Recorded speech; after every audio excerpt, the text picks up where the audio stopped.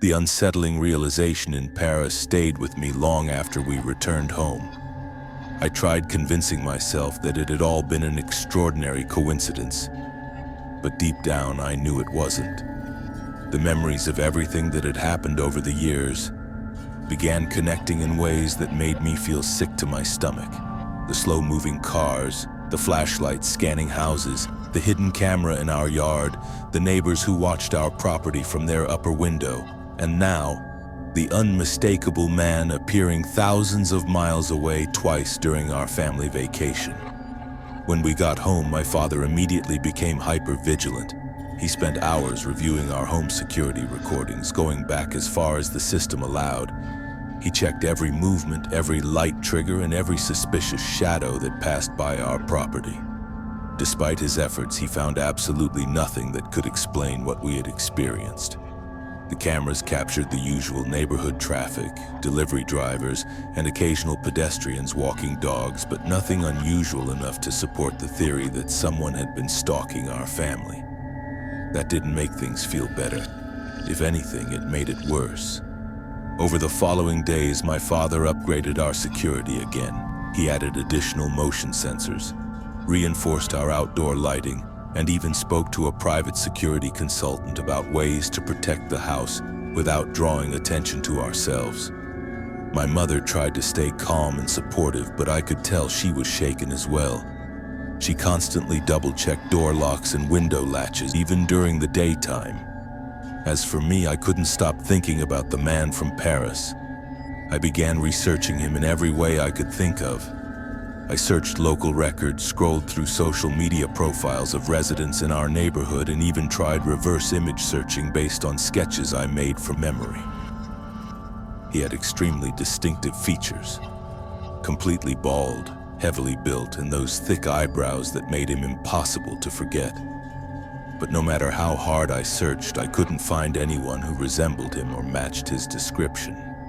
One evening, while scrolling through an online neighborhood forum, I stumbled upon an old post from nearly 8 years earlier. Someone had mentioned suspicious vehicles slowly driving through nearby streets late at night.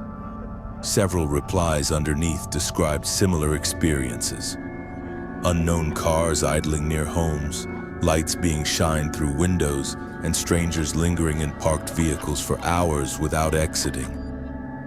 Reading those comments made my chest tighten.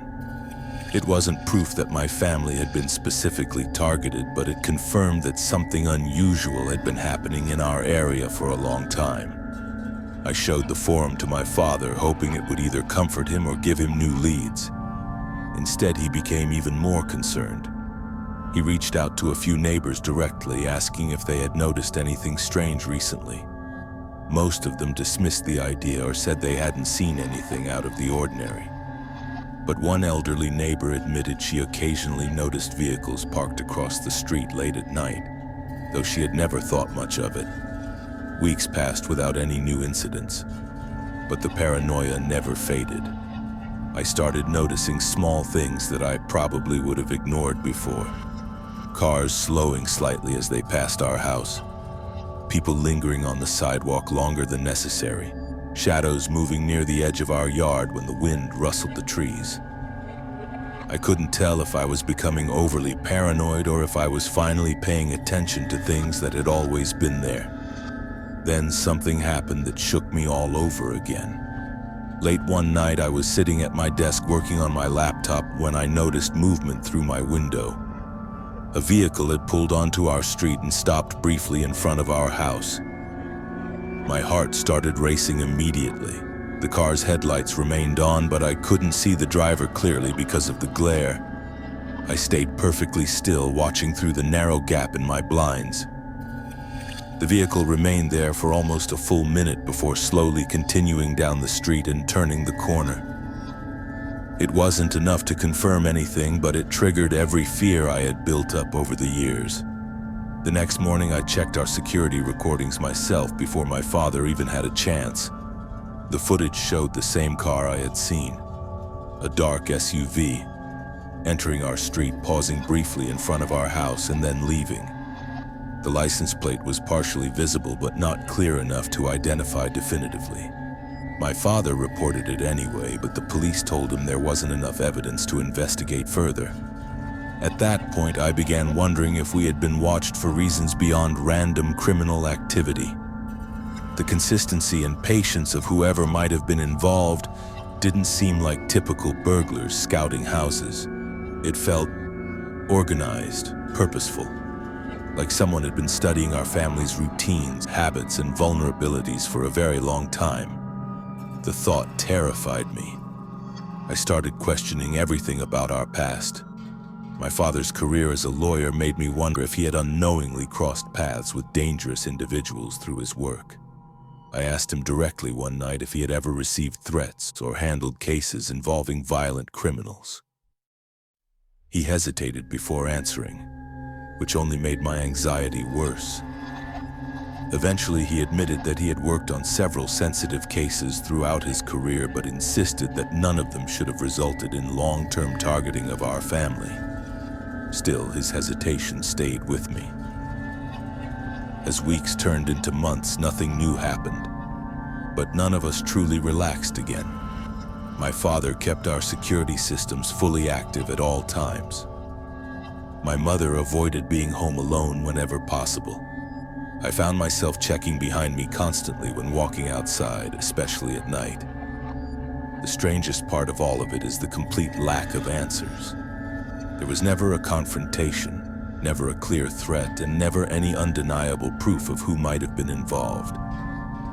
Just scattered events spanning more than a decade, each one disturbing on its own, but together forming a pattern that is impossible for me to ignore.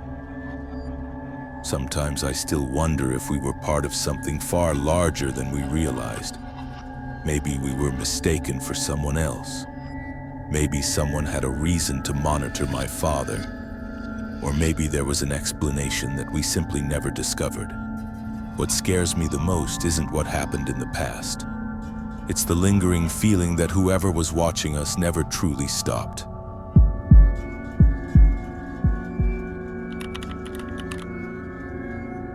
I live close to the Angeles National Forest, and hiking has always been a huge part of my life. I've spent years exploring those trails, learning their turns, elevation changes, and landmarks to the point where they feel almost like a second home to me. I know which trails flood during rain, which ones are safe for night hikes, and which sections to avoid entirely. That familiarity is what makes the night everything happened so disturbing, because it was the first time those trails made me feel completely powerless. Earlier that day, I had received some bad news over the phone. It was the type of news that leaves your chest feeling tight and your mind running in circles. Hiking has always been my way of clearing my head. Some people cope with stress by drinking or calling friends. I prefer isolation and long walks through nature. So despite feeling emotionally drained, I grabbed my gear and headed out around 8 p.m. Night hiking wasn't unusual for me, especially on trails I knew well. There's something calming about the quiet darkness, the absence of crowds, and the sound of your own footsteps echoing against the environment. Normally, it feels almost meditative. That night, however, nature felt different. The fog rolled in faster than I expected. I had checked the weather beforehand, but mountain conditions are unpredictable. Within minutes of reaching higher elevation, visibility dropped drastically. I could barely see 20 feet ahead of me. Everything beyond that distance was swallowed by thick gray mist. I tried using my flashlight at first, but the beam reflected off the moisture particles suspended in the air. Instead of helping, it made everything worse. The light bounced back toward me, blinding me and distorting shapes in the fog. Eventually, I turned it off and relied on the faint natural light filtering through the sky. My eyes slowly adjusted, but the environment felt surreal and disorienting. To avoid surprising wildlife, I had music playing softly through a portable speaker, something my father had always recommended. The idea was that animals usually avoid human noise. About an hour into the hike, I noticed a smell that made me stop walking entirely. It was faint but unmistakable. It smelled like perfume. floral and artificial, completely out of place in a dense forest. I stood still, scanning my surroundings, though I knew it was pointless given the visibility. The scent lingered briefly before fading entirely. I brushed it off, assuming maybe another hiker or camper had passed through earlier. Roughly 10 minutes later, a second smell reached me. This time it was campfire smoke, which made far more sense. It suggested someone might be camping nearby, and I connected it with the earlier perfume scent. Maybe a group of campers had set up somewhere off-trail. However, the campfire smell disappeared just as quickly as the first scent, which struck me as odd. Smoke usually lingers in the air much longer. The third smell was what truly unsettled me. It was earthy and herbal, something deeply familiar from my childhood, yet I couldn't immediately identify it. The familiarity gave me chills because it felt nostalgic and disturbing at the same time. At that point, I considered turning around, but I convinced myself I was overreacting. I continued forward. For a while, everything returned to normal. The sounds of insects, rustling leaves, and my own footsteps grounded me again. I started to calm down. That calm shattered when I noticed a flashlight beam moving along a ridge to my left. The ridge ran parallel to the main trail but sat nearly 100 feet higher. There were no marked trails leading up there, and I knew from years of studying maps that the terrain was extremely dangerous.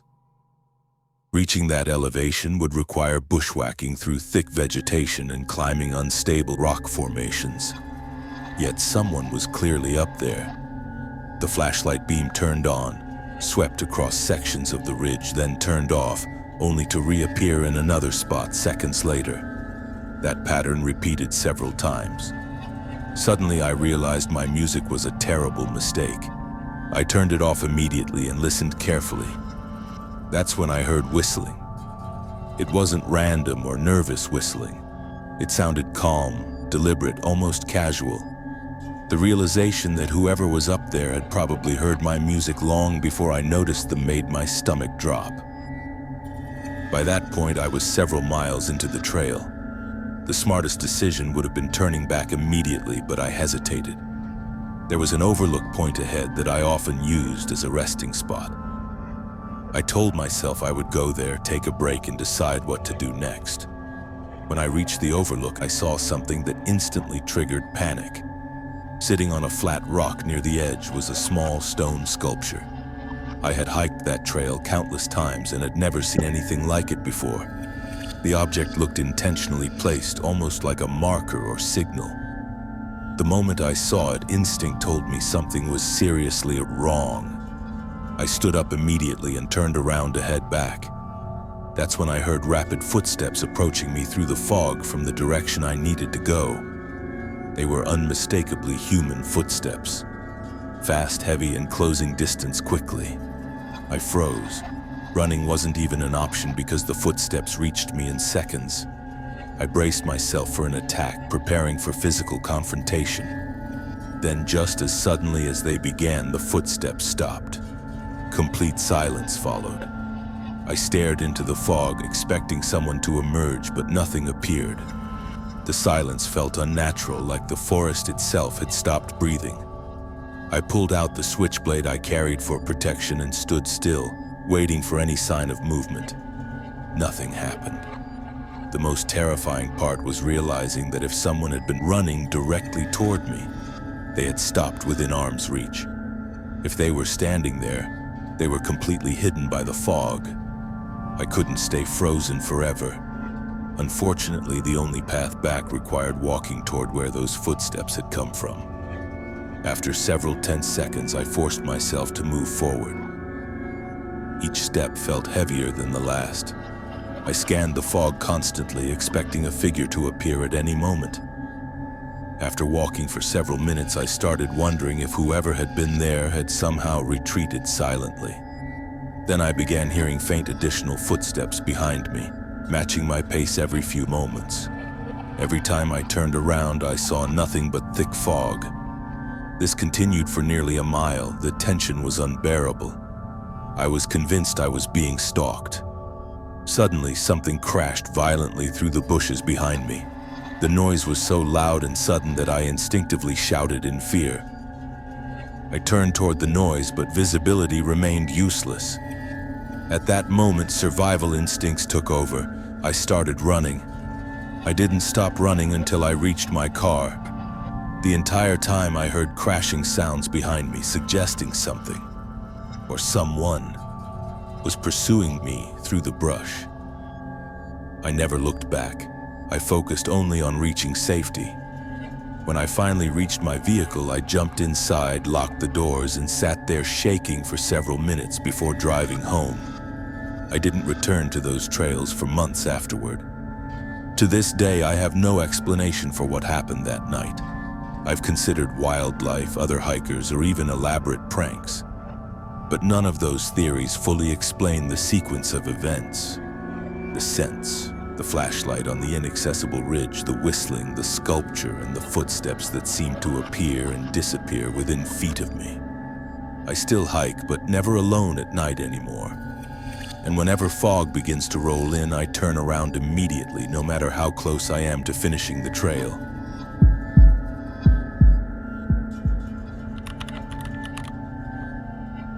This happened nearly 20 years ago when I was 15 years old, during one of the most chaotic periods of my childhood. My parents were in the middle of a brutal divorce.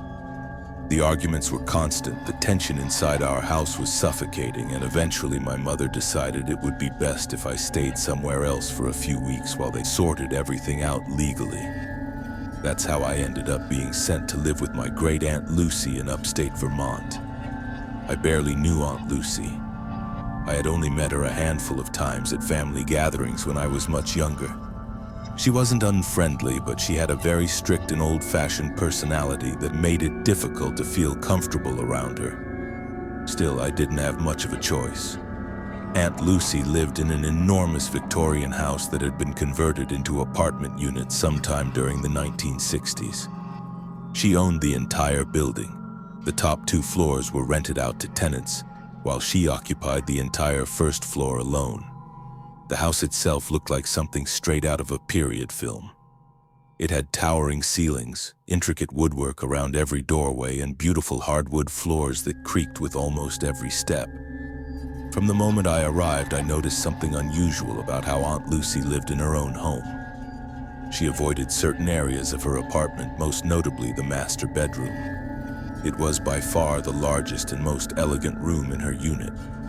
Tall windows allowed sunlight to flood the space, and it was filled with antique furniture that looked both expensive and carefully preserved. Yet she refused to sleep there. Instead, she slept in a small, cramped den connected to the living room. Naturally, I asked her why. She gave me a short, almost dismissive answer, claiming the master bedroom received too much morning sunlight, which made it difficult for her to sleep. Her explanation didn't fully convince me, but I didn't question it further. Back then, challenging your elders wasn't something you did, especially with someone as intimidating as Aunt Lucy. The first few nights in the house felt normal, aside from the constant creaking typical of old buildings. But by the 4th or 5th night, I began hearing something that immediately caught my attention. Footsteps. They were coming from the apartment directly above us on the 2nd floor. At first, I assumed it was simply one of the tenants walking around late at night. The building had multiple occupants, and it wouldn't have been unusual for someone to work odd hours. However, the footsteps didn't sound random or casual. They were rhythmic and repetitive. Whoever was upstairs seemed to be pacing the same path back and forth across the apartment over and over again. The pattern repeated every night at roughly the same time. The sound was so distinct that I began anticipating when it would start. After about a week of listening to these footsteps nightly, curiosity finally got the better of me. One morning during breakfast, I mentioned it to Aunt Lucy. Her reaction was strange. Instead of looking confused or concerned, she gave me a tight expression and calmly told me that the 2nd floor apartment had been vacant for over a month. According to her, there was no one living there. I insisted that I had been hearing someone walking around it every night. She dismissed my claim quickly, telling me that old buildings settle and shift, often producing noises that sound like footsteps.